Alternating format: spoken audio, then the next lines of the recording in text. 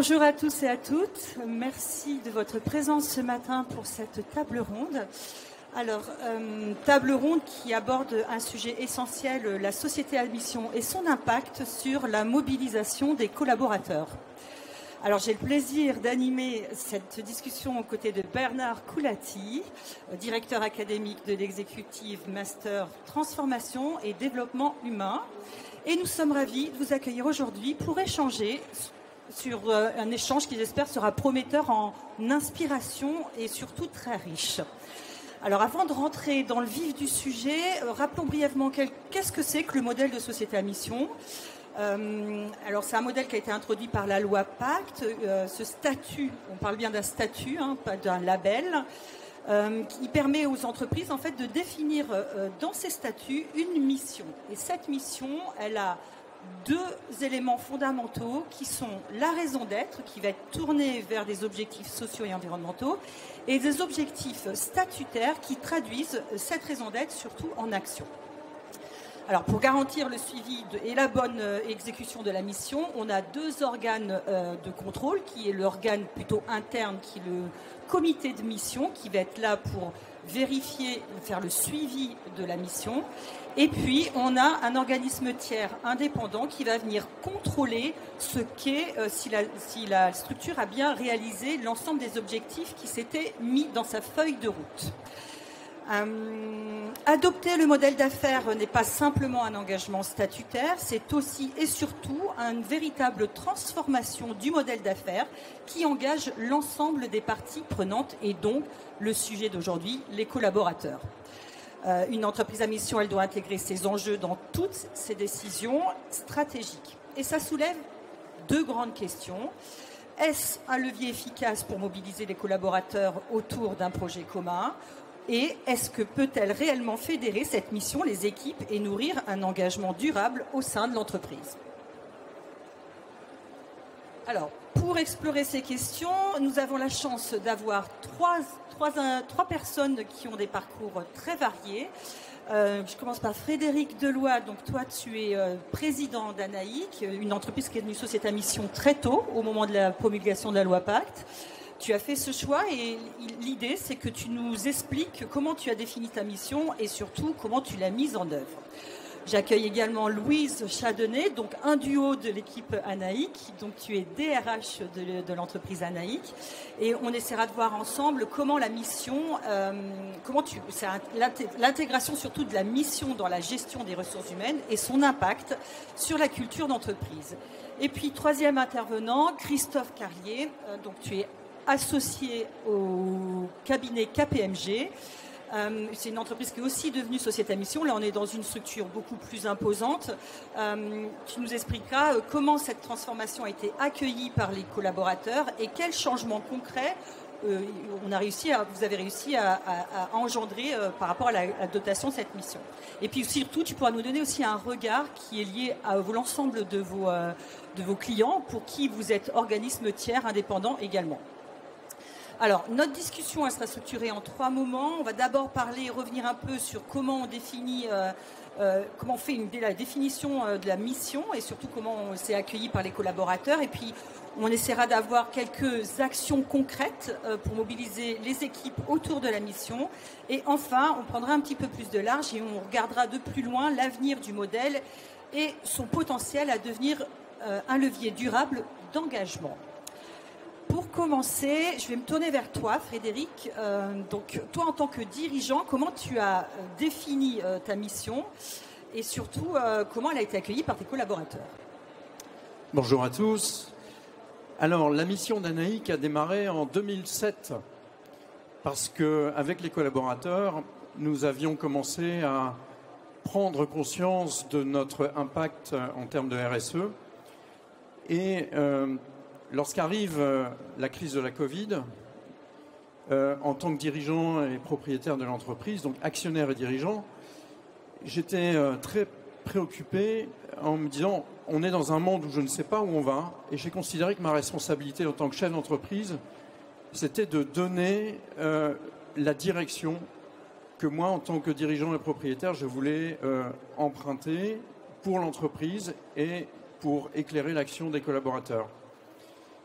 Et en fait, la société à mission, pour moi, ce n'est pas un outil, c'est beaucoup plus puissant que ça, c'est une boussole.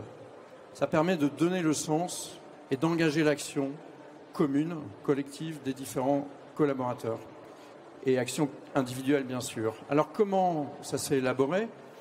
Je me suis retrouvé en vacances et tout ce que l'entreprise et tout ce qu'on avait échangé avec les collaborateurs et toutes les pratiques que nous avions depuis 2007, elles sont pour moi très naturellement arrivées sur le papier et j'ai travaillé sur la refondation des statuts de l'entreprise Anaïc.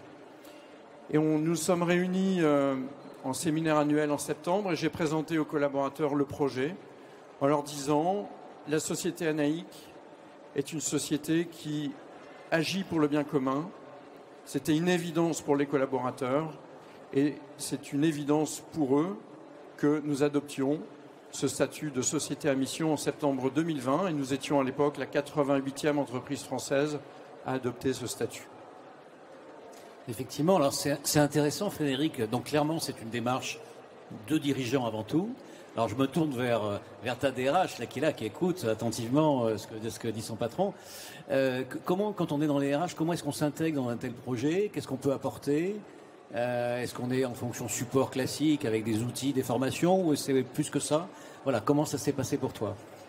Alors, en fait, moi, quand je suis arrivée, l'entreprise était déjà entreprise à mission. Et donc, les objectifs statutaires écrits par Frédéric étaient déjà très explicités auprès des collaborateurs. Par contre, il y a un des objectifs qui est hyper clair, qui est celui de l'objectif RH, qui est de garantir l'épanouissement professionnel de nos équipes.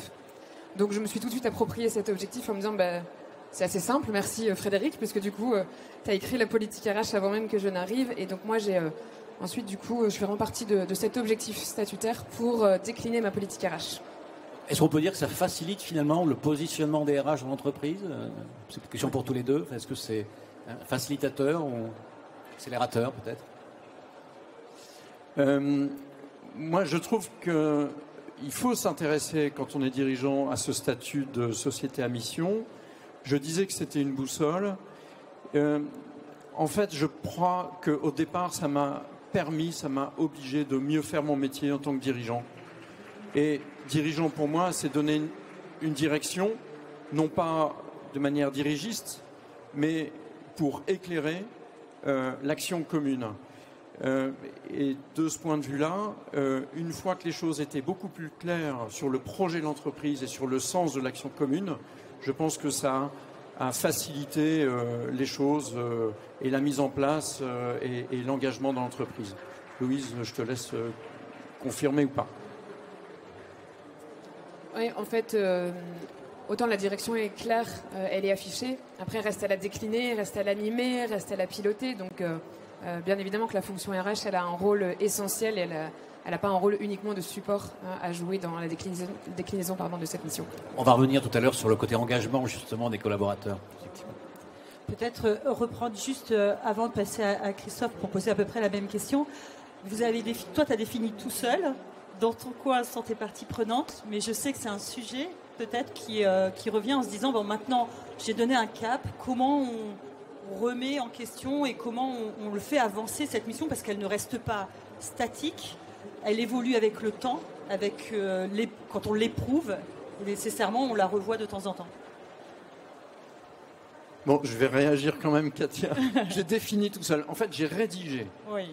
Mais la rédaction, et ce que je disais, ça a démarré depuis 2007 avec des pratiques très inclusives dans l'entreprise, avec la constitution de différents ateliers, de manière à être un acteur tout à fait conscient et responsable en termes de RSE. Et donc, c'est grâce à l'action des collaborateurs, à cette action remontante et à cette action collective que moi, en tant que dirigeant, j'ai pu clarifier le projet commun. Mais après, effectivement, comme l'a dit Louise, c'est pas tout d'avoir un projet, si clair soit-il. Il y a toute la complexité de la mise en œuvre. Et c'est vrai que moi, j'ai bien vu la différence. Quand Louise est arrivée dans l'entreprise, ça a énormément fluidifié et permis d'obtenir une adhésion et un engagement additionnel. Donc vous l'aurez compris, les parties prenantes sont importantes pour la définition. C'est jamais tout seul qu'on prend cette décision. Christophe, toi de ton côté, vous êtes une structure beaucoup plus grande. Comment vous avez décidé d'être société à mission et surtout comment vous avez embarqué les collaborateurs dans ce sujet-là? Alors, quand on s'est transformé en société à mission, c'était en mai 2022, donc un peu plus tard que Frédéric. Mais on partait pas de rien, évidemment. En 2007, on avait déjà créé une fondation, la fondation KPMG, qui permettait déjà d'embarquer les collaborateurs sur des projets, notamment les lycées de la réussite. Où on va dans des lycées, parce que c'est un projet qui continue, on va dans des lycées pour accompagner des lycéens qui sont dans des zones en difficulté. On leur montre ce que c'est que notre métier. On leur montre que c'est possible d'exercer notre métier. Et ils viennent même dans l'entreprise. Donc il y avait déjà tous ces échanges. Et puis il y avait eu différentes actions. Donc quand le directoire a voulu passer un cap, il y avait déjà un terreau. Un terreau qui était assez fertile. Ensuite, il y a eu on a consulté nos parties prenantes. Donc les parties prenantes, chez nous, c'était bien sûr les clients, c'était aussi le régulateur, puisqu'on a un régulateur, et puis les collaborateurs. Donc on est 11 000 dans la société, donc il fallait embarquer 11 000 personnes. C'est passé par évidemment la communication sous différentes formes. Il y a d'abord une grande consultation nationale. Ensuite, on a créé ce qu'on appelle chez nous le comité Next Gen, donc pour Next Generation, parce ils se sont aperçus, le directoire s'est aperçu que dans le leadership, il y avait peu de générations YZ, forcément, par la force des choses. Et on ne pouvait pas définir des piliers qui appuient l'entreprise à mission sans tenir compte d'une grande partie des collaborateurs. Donc on a créé ce comité et je dois dire que ça a été vraiment... ça a bousculé les habitudes, bien sûr, parce que ils sont arrivés avec des idées percutantes, ils ont bousculé les habitudes.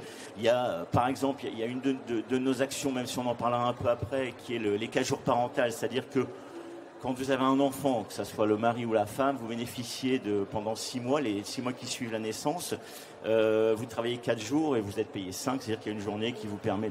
Ça, c'est typiquement le comité Next Gen. Je ne pense pas que sans ce comité, on aurait eu cette action.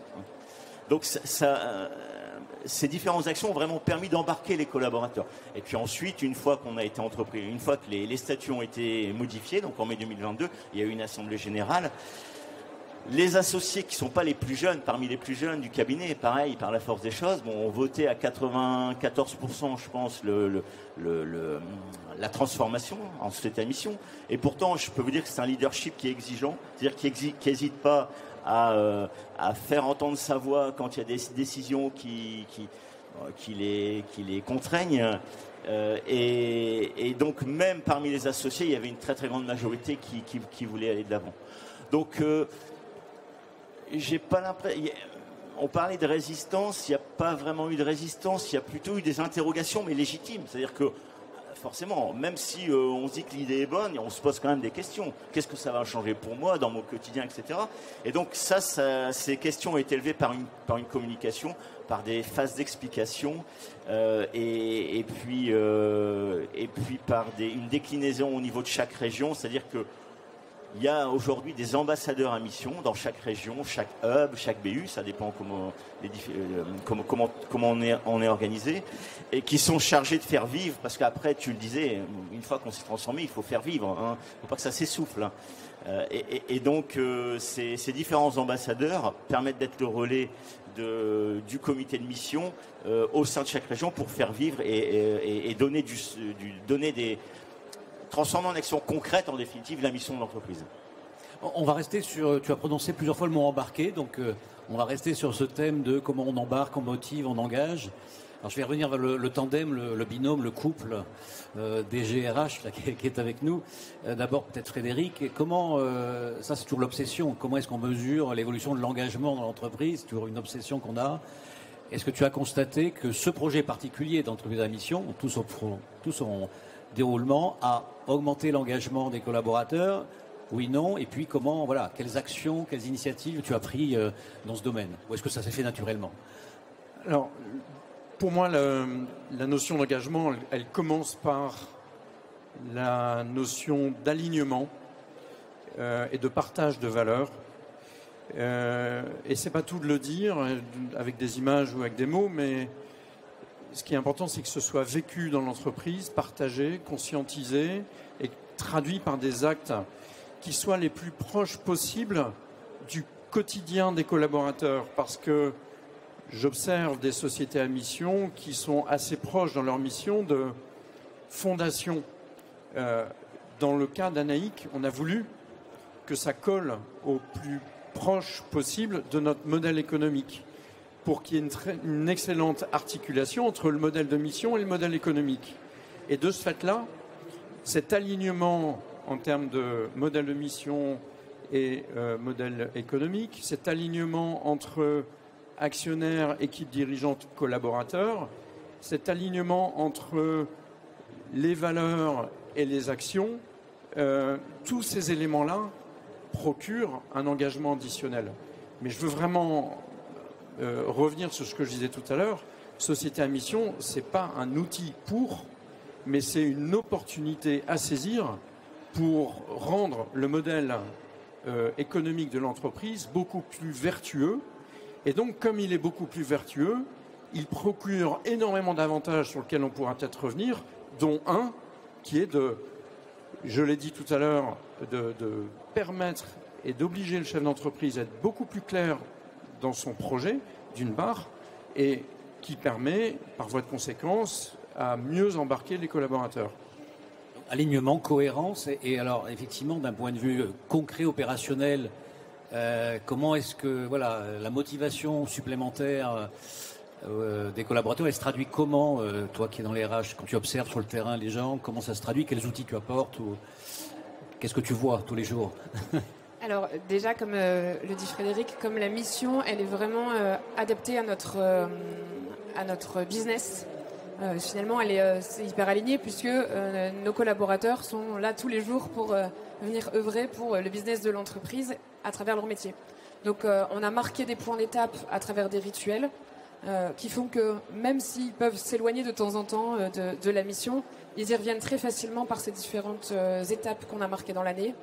On a un business qui est animé au trimestre, donc on a aligné nos rituels managériaux au trimestre.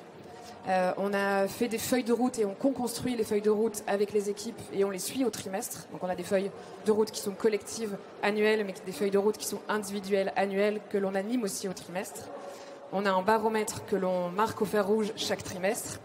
Voilà, donc en fait on a vraiment aligné les rituels managériaux, les rituels pour mesurer cet engagement par rapport à la mission. Ce qui fait que finalement ça devient une espèce de routine qui fait que chaque collaborateur s'inscrit dans cette démarche. C'est intéressant ce que dit Louise, parce qu'en fait, cette mission, elle démarre au tout départ et au moment du recrutement. Dans les annonces de recrutement, Louise, elle rappelle la mission de l'entreprise.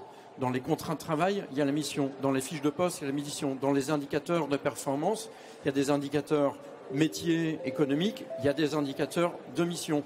Donc cette cohérence dont tu parlais, Louise l'a mise en place sur tous les leviers et tous les rituels de management.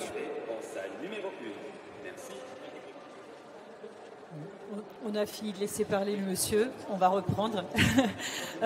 Du coup, Christophe, toi de ton côté, quelles ont été les initiatives en interne? Qu'est-ce qui a changé à partir du moment où vous êtes devenu Société à mission avec cette mission assez forte pour guider l'ensemble des actions? Alors, ce qui a changé, il y a eu beaucoup d'initiatives qui ont émergé. Je vous parlais tout à l'heure des ambassadeurs à mission dans chaque région, chacun. Donc c'était ouvert à l'ensemble des salariés, évidemment.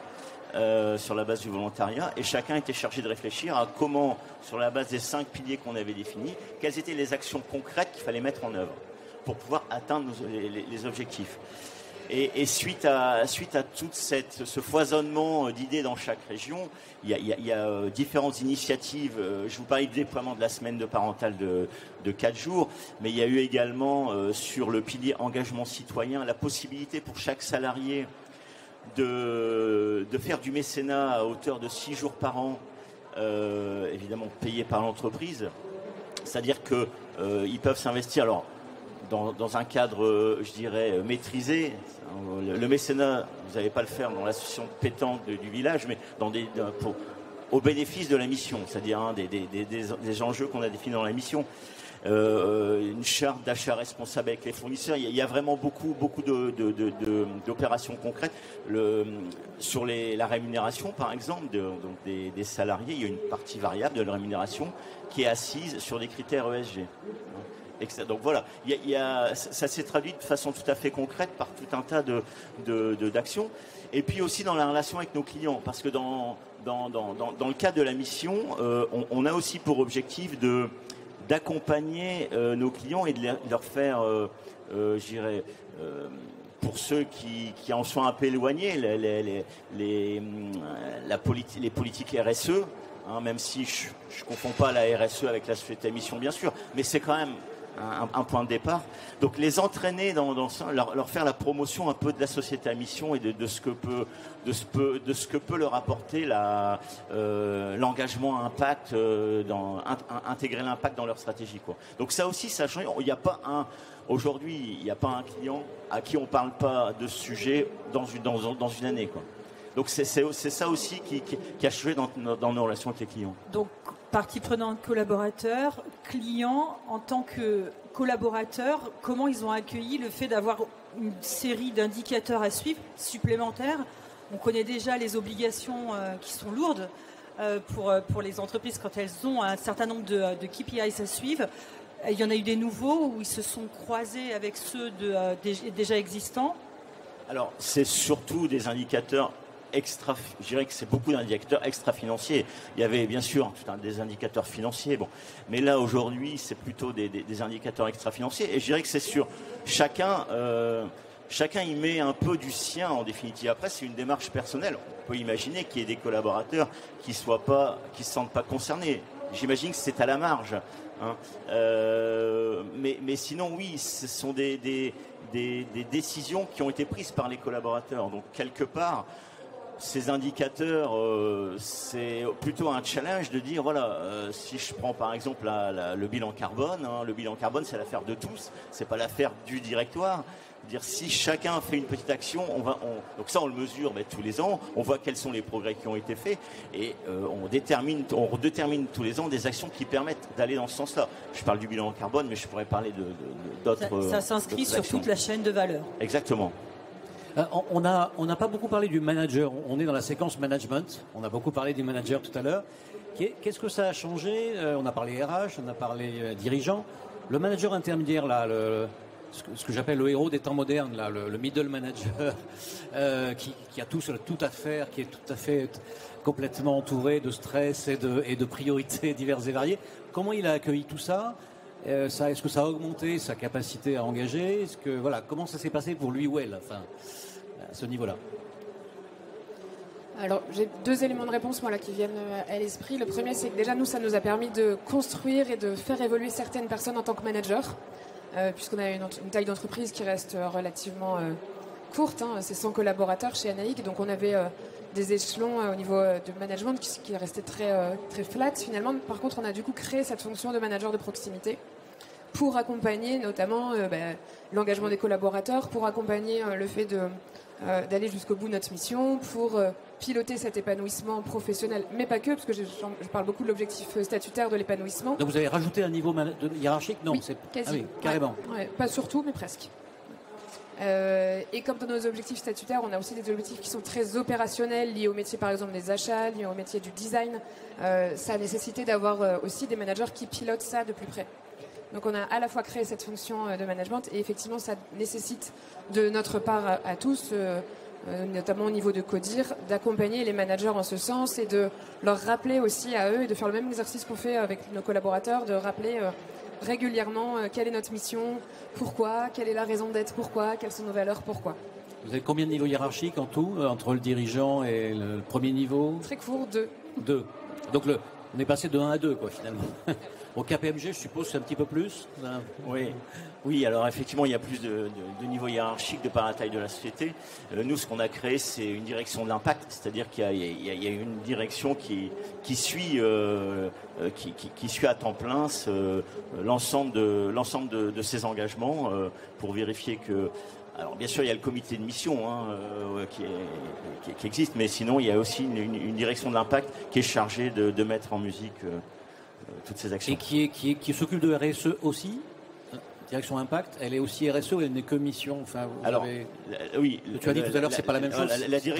La direction de l'impact, elle s'occupe aussi de la RSE. Par contre, le comité de mission, lui, ne s'occupe que de la mission, forcément. Bien sûr. Alors, on a parlé d'engagement tout à l'heure, mais si on raisonne un petit peu plus long terme, parce qu'effectivement, on constate dans les jeunes générations, d'ailleurs, elles sont toutes très intéressées par tout ça, l'impact, la RSE, entreprise à mission. C'est presque un facteur de marque employeur. Je ne vais pas dans les boîtes où il n'y a pas ça, quelque part. On est un peu là.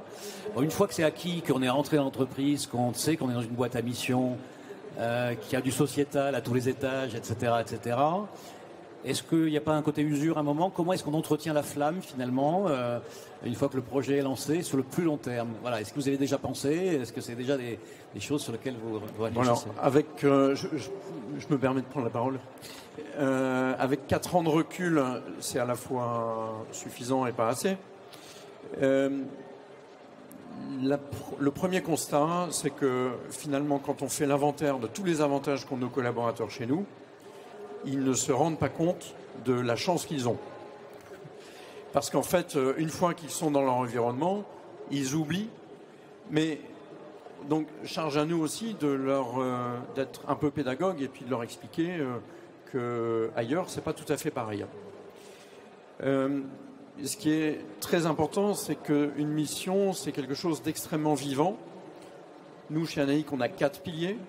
Il y a un pilier qui est drivé par Louise, qui est l'épanouissement professionnel. On ne parle pas de qualité de vie au travail, on parle bien de l'épanouissement professionnel. Et donc, dans la perspective d'épanouissement professionnel, c'est infini. Et donc, Louise, elle a tous les jours l'occasion de faire vivre, de créer des ateliers, de me solliciter pour présenter l'histoire de l'entreprise, pour intégrer des nouveaux, pour réviser. Et là, elle mène un chantier avec la responsable RSE et le comité de mission pour faire évoluer notre raison d'être, etc., etc. Donc, je pense qu'une fois qu'on a mis le pied dedans, en tout cas, moi, en tant que dirigeant, j'ai pas du tout envie de retirer ce pied. Au contraire, j'ai plutôt envie de me servir de ce pied pour accélérer. Et je dois dire que dans les avantages que je vois pour l'entreprise à mission, j'ai dit tout à l'heure, ça permet aux dirigeants d'être beaucoup plus clairs sur son projet d'entreprise. 2, ça permet aux collaborateurs d'être beaucoup plus engagés parce que de mieux répondre à ce projet et de le suivre avec des indicateurs. Et il y a un 3e élément sur lequel je voudrais arriver maintenant, qui est de dire que ça génère de l'innovation. Si je prends un pilier, le premier pilier de la mission d'Anaïc, c'est l'éco-conception, on a désormais dans nos showrooms 100% de nos produits qui sont éco-conçus. Et ce n'est pas quelque chose que nous avons demandé à nos collaborateurs, c'est eux-mêmes qui se sont appropriés ce pilier et la mission. Et donc, quelque part, je pense que l'engagement génère l'engagement et j'ai le sentiment qu'on a des collaborateurs qui sont de plus en plus responsables, qui se sentent concernés par cette mission et qui prennent des initiatives que nous, en tant que COMEX, on n'imaginait pas du tout. Je peux témoigner là, puisqu'on vient tout juste de finir notre séminaire annuel. Et on s'est effectivement dit qu'on allait travailler avec le comité de mission, avec la responsable RSE, sur le fait de rechallenger cette raison d'être et ses valeurs. Voilà, comme le disait Frédéric, ça fait bientôt 5 ans. Pour éviter cette routine et ce côté je me lasse de l'entreprise. Il y a un peu de maintenance. Oui. Voilà. Et c'est intéressant parce qu'au final, beaucoup témoignent sur le fait qu'ils sont venus et qu'ils sont chez Anaïc parce qu'il y a cette mission, parce qu'il y a un engagement fort. Donc vraiment, c'est une clé d'attractivité indéniable. Par contre, l'idée, alors peut-être que c'est culturel chez nous, mais l'idée de rechallenger les valeurs, participer au travail de la raison d'être, il nous renvoie gentiment la balle en disant ça, c'est pas notre taf. C'est pas notre boulot. C'est à vous, comité de mission, c'est à vous, responsable RSE, c'est à vous, RH, de le faire. Vous avez turnover zéro? Vous avez des entrées, des départs? Non, on a du turnover, d'autant qu'on a des équipes aussi. On n'a pas que des équipes en France, on a des équipes à l'international. Donc on a un peu plus de turnover à l'international. Par contre, depuis 3-4 ans, alors est-ce que c'est lié à l'entreprise à mission? Je ne sais pas, mais depuis 3-4 ans, l'entreprise ne fait que diminuer. Vous êtes en Asie, je crois. Moi, j'ai passé 10 ans là-bas. Est-ce qu'il y a des différences culturelles? Peut-être. Oui, alors justement, sur cette question d'international, je voulais dire une chose. C'est poser la question de se dire est-ce que c'est uniquement Anaïc en France ou est-ce que c'est le groupe Anaïc? Moi, j'ai toujours voulu traiter de manière égale tous les collaborateurs. Donc, on est présent à New York, Hong Kong, Shanghai, Londres, Paris, Dubaï. Et donc, vous voyez des différences culturelles importantes, des différences de maturité de marché et de maturité RSE très différents. Et en réalité, on a le plaisir de voir un lundi matin, quand on ouvre notre site intranet, on a le plaisir de voir que les collaborateurs de Hong Kong se sont réunis un samedi pour collecter des déchets sur une plage. Et c'est pas quelque chose qu'on leur a soufflé, c'est venu vraiment d'eux-mêmes. Et voilà, et donc j'ai pas du tout le sentiment qu'il y ait des différences. Finalement, on est tous humains, tous égaux, et on est une collectivité humaine animée par un projet économique porteur de sens, parce qu'on se sert de notre activité économique pour contribuer au bien commun, la planète et les personnes. Super. Et toi, KPMG, Christophe, le côté long terme, comment on entretient la flamme, etc. Alors, c'est vrai qu'il pourrait y avoir un risque d'essoufflement. C'est-à-dire qu'on donne beaucoup lorsqu'on se transforme en cette émission, on est ambitieux dans ses engagements, etc. Et puis petit à petit, il y a un essoufflement. Je suis assez confiant, moi, dans le fait que la flamme dure, parce que y a un baromètre que j'aime bien regarder qui s'appelle Talent, ce qu'ils attendent de leurs emplois. Donc ça interroge des étudiants, des alumni sur ce qu'ils pensent, ce qu'ils attendent de l'emploi qu'ils vont aller chercher. Et globalement, une des conclusions de cette étude, c'est de se dire, de ce baromètre, c'est le 5e. Le dernier est parti en 2023. C'est que globalement, ils perçoivent leur emploi comme étant un levier pour permettre de transformer les entreprises dans lesquelles ils vont aller.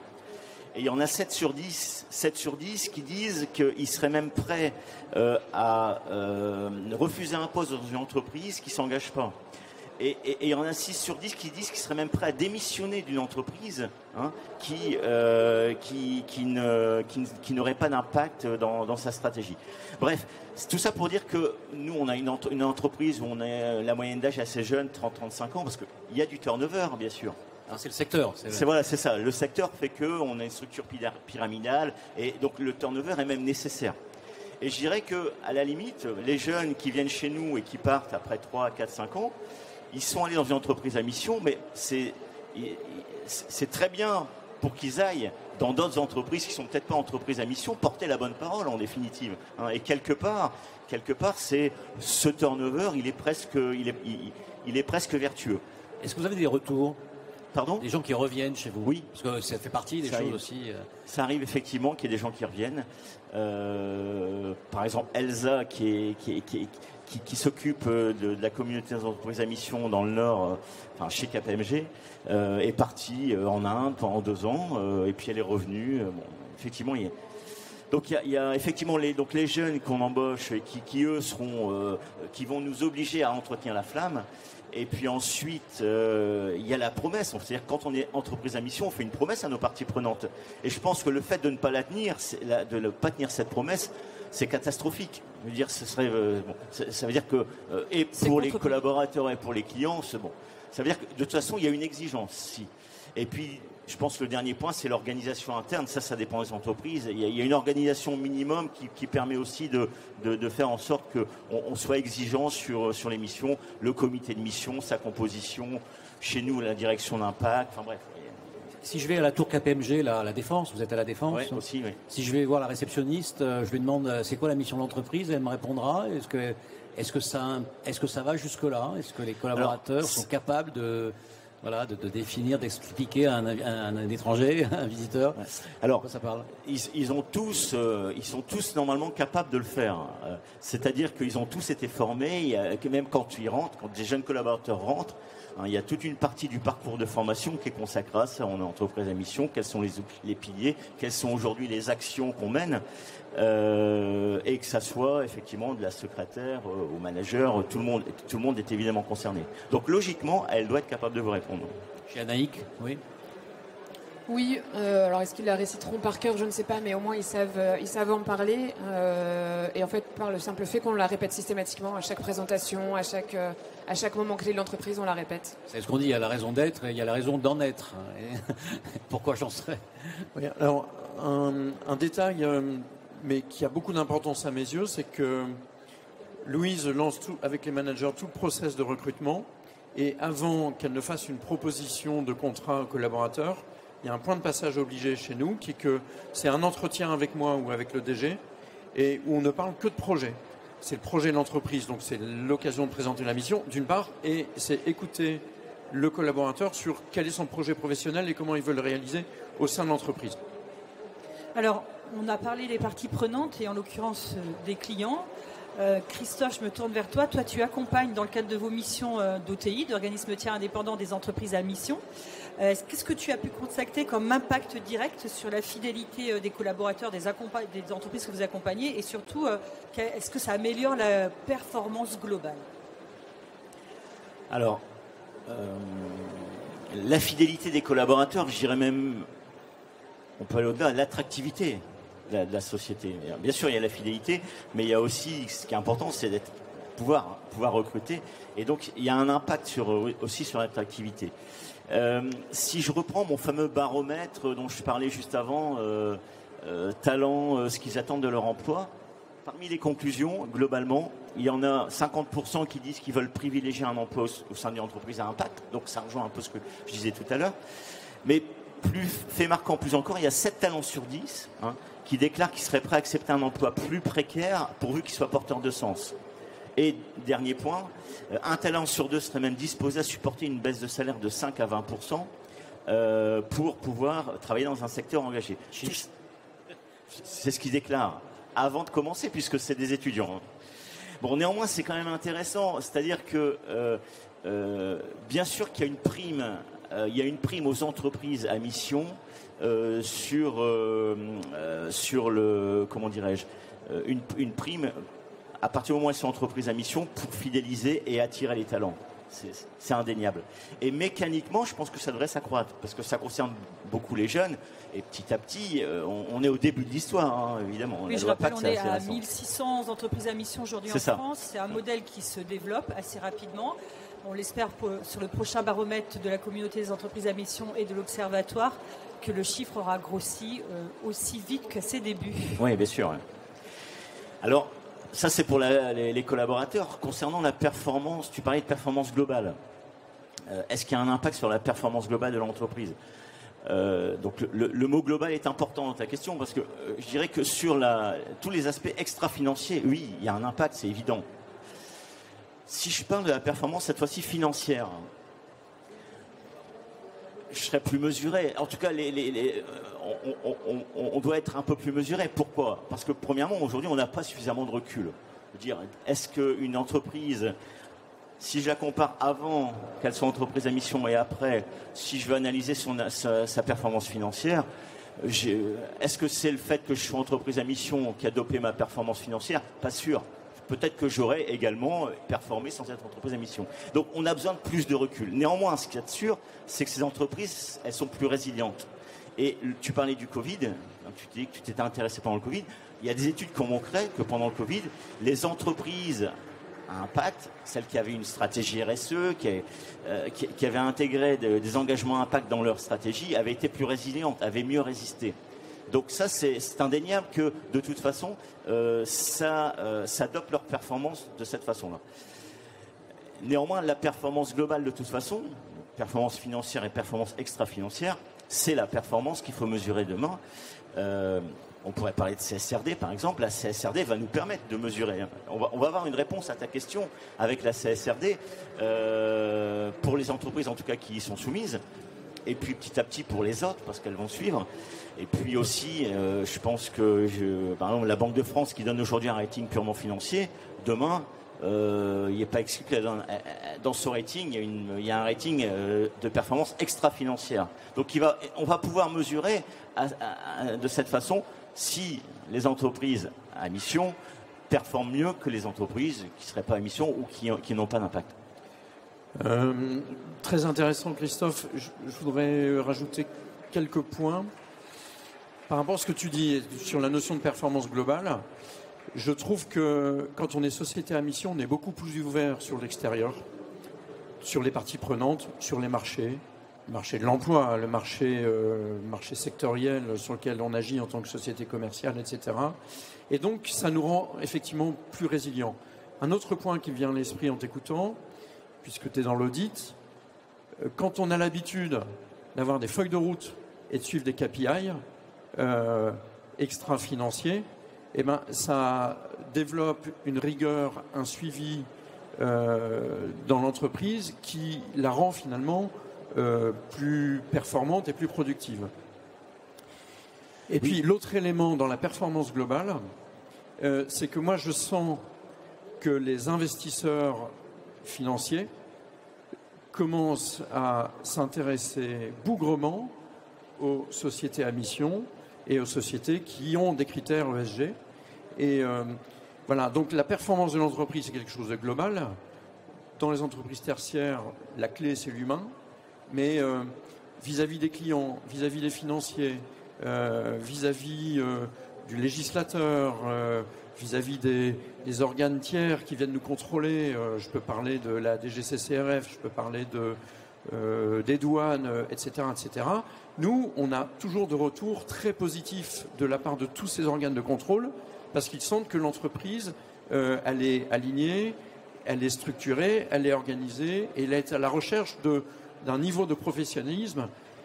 Il y a une vertu très très forte dans le fait d'être société à mission, c'est la transparence. Parce qu'en fait, il faut montrer, il faut prouver tout ce que l'on dit et tout ce que l'on fait.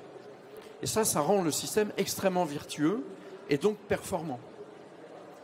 Peut-être, oui. Non, ce que je voulais juste dire, c'est que, en complément, il m'arrive parfois de rencontrer des clients qui sont réfractaires. Hein. C'est-à-dire que globalement, leur RSE, c'est d'avoir mis des panneaux solaires sur le toit de l'entreprise, et voilà, ils ont fait de la RSE.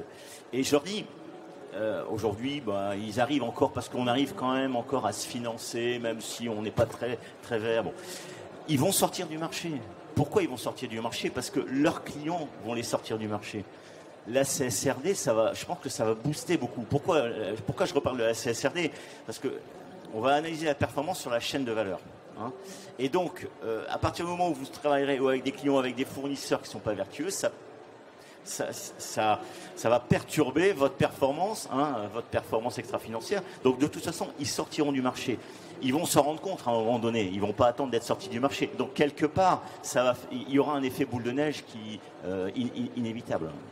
Oui, et d'autant plus que si on pense à la CSRD de manière plus globale, la notion de devoir, qu'on soit une petite ou une grande entreprise, n'a pas d'importance puisque finalement, tout le monde va être concerné par ces données extra-financières à fournir à la fois à nos clients, à la fois à nos fournisseurs. Enfin, tout le monde va être concerné sur la chaîne de valeur et même les petites entreprises qui se disent non, la CSRD, c'est pas pour moi, de toute façon, je suis pas concerné par le sujet, j'ai pas la taille pour.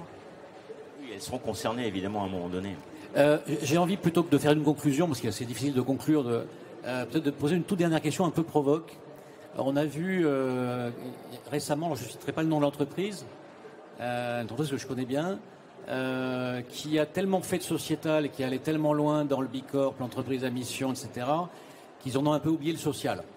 Ça, c'est un peu mon obsession, ce sujet, c'est finalement, est-ce qu'il n'y a pas un risque à un moment donné, on a parlé de baisse de salaire là, acceptée par les gens, là c'est déjà le début, que finalement, avoir du sens, être à mission, finalement le sens est là, une fois que c'est acquis, Est-ce qu'on n'a pas tendance à, sur la partie RH, politique sociale, à être un peu moins, à essayer de dépenser moins finalement, parce que les gens ont du sens, ils vont rester, ou ils vont être engagés. Donc finalement, est-ce qu'on n'a pas une tendance inconsciente ou consciente de faire moins sur le RH pur par rapport à la partie... Alors je sais que RSE, c'est pas pareil que cette mission, mais dans cette enveloppe impact, est-ce qu'il y a un risque ou pas? On l'a vu sur une entreprise célèbre récemment, mais c'est vrai que... voilà, je voulais votre avis là-dessus, pour conclure. Alors moi j'aurais dit on a plutôt le risque inverse, et d'ailleurs on l'a eu, tu pourras en témoigner. Quand on est devenu non pas entreprise à mission mais Bicorp, la première question des collaborateurs ça a été ça va être quoi l'avantage financier pour nous en fait. Donc c'est plutôt ça le risque, c'est qu'au contraire, comme nous en plus on prône des valeurs aussi humaines, un épanouissement professionnel, la contribution financière elle... Plutôt un exemple contraire, voilà. Très bien, c'est rassurant. Et vous? Oui, c'était le même sujet, pardon Christophe, c'était le même sujet quand j'ai présenté le fait que l'on devienne société à mission. Les collaborateurs ne savaient pas ce que c'était et ils pensaient que grâce à ça, on devenait une entreprise coopérative et que tous les bénéfices allaient être distribués aux collaborateurs. Bon, on leur a bien rappelé qu'on est une société, une entreprise avec un modèle économique et on vient y adjoindre et articuler un modèle de mission. Oui, alors je suis complètement d'accord. Aujourd'hui, ce qu'on observe, c'est plutôt l'inverse. C'est-à-dire que ça a même un coût. Quand je parlais des différentes mesures qu'on a déclinées dans l'entreprise, elles ont un coût financier. Donc il n'y a pas que des mesures pécuniaires, bien sûr.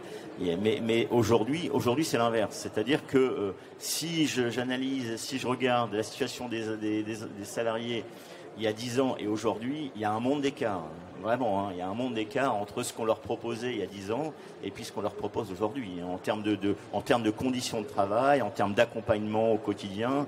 Donc oui, en tout cas, c'est pas ce qu'on observe. Bon, en tout cas, tant mieux. Conclusion positive et d'espoir. En tout cas, merci. Est-ce qu'il y a des questions dans la salle pour conclure cette session? La première est toujours la plus difficile. Je crois que Pauline est par là s'il y a besoin. Ça circule. Moi, sinon, je peux en faire une le temps que vous réfléchissiez. Vas-y, je t'en prie. On parlait de société à mission, on parle de modèle d'entreprise, en fait, de modèle de business. Vous avez choisi d'être Bicorp et société à mission. L'articulation entre les deux, pourquoi les deux? On aurait pu très bien vous contenter d'être société à mission ou Bicorp. Pourquoi c'est avantageux d'avoir les deux, de s'ajouter le label Bicorp en plus? Qu'est-ce que ça apporte? Alors sur le pourquoi, je laisserai Frédéric répondre, mais ce que ça apporte, c'est que c'est très complémentaire. L'entreprise à mission, aujourd'hui, il y a une envergure qui est quand même plutôt française. Nous, on a aussi des collaborateurs, des clients, des fournisseurs qui sont à l'international. Donc Bicorp va plutôt nous permettre aussi de capter l'international. Exactement, c'est plus pour répondre nous distinguer de la concurrence et répondre à des attentes clients qu'on est allé chercher ce label Bicorp. Société à mission, c'est bien définir en quoi notre modèle économique contribue au bien commun. Le Bicorp, c'est une évaluation, une grille qui est une photo à un instant T. Moi, j'encourage plutôt à être société à mission parce que c'est quelque chose de beaucoup plus vivant et je trouve plus vertueux. Néanmoins, un label, pour certaines entreprises, ça peut être important. Ça peut être un point de départ aussi, avant de partir, oui, parce que le modèle société à mission est transformant, c'est-à-dire il englobe vraiment tout, il doit embarquer et ça prend du temps de mettre en place ce modèle dans une je pense que si nous n'avions pas été société à mission, nous aurions eu beaucoup de mal à devenir Bicorp. Est-ce qu'il y a une question dans la salle? Il y a une question, oui. Pauline, il y a une question ici. Ici, voilà.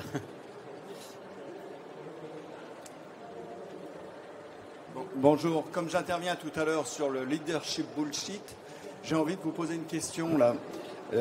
Quand on voit qui a initié cette réflexion sur l'entreprise à mission, le rapport Nota-Sénard, c'est bien Jean-Dominique Senard. Et ce qui me frappe, c'est que ça part d'un homme qui a une posture depuis très longtemps qui est très particulière dans le monde des dirigeants en France. Alors je voudrais savoir, quand on devient société à mission, est-ce que ça vous oblige à changer de posture? Vous voyez ce que je veux dire? À titre personnel, ça peut être douloureux. Merci. C'est sympa comme question, mais en fait, ma réponse, c'est de dire, si je reviens sur cette question d'alignement, il faut que ce soit le plus naturel possible. Alors, je vais vous parler d'une expérience. Je suis passionné de montagne et j'ai voulu que cette passion de la montagne serve à quelque chose. Et j'ai co-organisé une expédition de nettoyage de la face sud de l'Everest et on a le record mondial avec 5 tonnes 3 de déchets redescendus entre 8000 et 6000 mètres. Et en rentrant, après 2 mois d'expédition au Népal, en rentrant dans mon entreprise, je suis passé la porte de l'entreprise et j'ai partagé ce que j'avais vécu avec les collaborateurs, différemment, grandi. Probablement Elsa, après 2 ans en Inde, également grandi. On se nourrit des expériences, de nos propres expériences, des expériences et des interactions avec les uns et les autres. Et c'est ça qui fait la richesse des individus et des collectivités humaines. Et je me suis dit, je ne peux pas faire des choses que j'estime bien dans mes loisirs et ne pas le faire en tant que chef d'entreprise. Et donc, c'est à ce moment-là où, avec les collaborateurs, on s'est dit, ben voilà, l'entreprise Anaïc, c'est une entreprise qui doit agir pour des causes. Et on a choisi la cause des océans comme première cause. Ça, c'était en 2018. Voilà. Et ensuite, après la crise de la Covid, on est devenu société à mission. Donc, pour répondre à votre question, oui, il faut une posture, il faut incarner. Voilà, si on n'incarne pas, c'est du bullshit. Mais quand on me pose la question, je dis d'abord et avant tout aux chefs d'entreprise qui veulent s'engager dans une démarche de société à mission, je leur dis, écoute tes collaborateurs, regarde bien ce qu'ils font, conscientise ou fais prendre conscience de tout ce qui est déjà mis en pratique et de tout ce qui existe déjà dans l'entreprise. Le lundi matin, prendre un café ensemble, c'est génial. Parce que c'est là où on comprend ce qu'on fait. On comprend la dimension altruiste de nos collaborateurs, ce qu'ils ont fait dans les associations pendant le week-end. Et bien, leur dire, ah ouais, c'est génial ce que tu fais. Eh bien, tiens, on va faire la même chose dans l'entreprise. Chez nous, chez Anaïc, on a une association qui est née comme ça en 2008 et qui s'appelle Solidarity Kids. Et donc, voilà. Je vais écouter avec intérêt votre conférence. Ma réponse, c'est de dire il faut que tout soit aligné, cohérent et naturel. Et c'est vrai que si on reprend la définition d'une entreprise à mission, qu'on voit toutes les méthodologies que vous mettez en place, c'est l'anti-bullshit par nature. C'est-à-dire que vous avez parlé de transparence, on ne peut pas tricher, on ne peut pas mentir, on est obligé de dire la vérité. Donc quelque part, il y a aussi, ça oblige à une certaine rigueur qui est à l'opposé du bullshit. Mais Charles-Henri Besserdéor nous fera tout à l'heure. La question de l'incarnation par le chef d'entreprise est hyper importante. Voilà. On ne peut pas devenir société à mission si ce n'est pas porté par l'équipe dirigeante et incarné par l'équipe dirigeante. Merci. Merci à tous. Je voudrais remercier, on remercie tous les deux avec Katia, la communauté des entreprises à mission aussi, qui fait un super travail sur les Hauts-de-France, mais aussi ailleurs, non? On est sur toute la France, effectivement, et si vous avez besoin de plus d'informations, on est juste en face au stand M56. Voilà.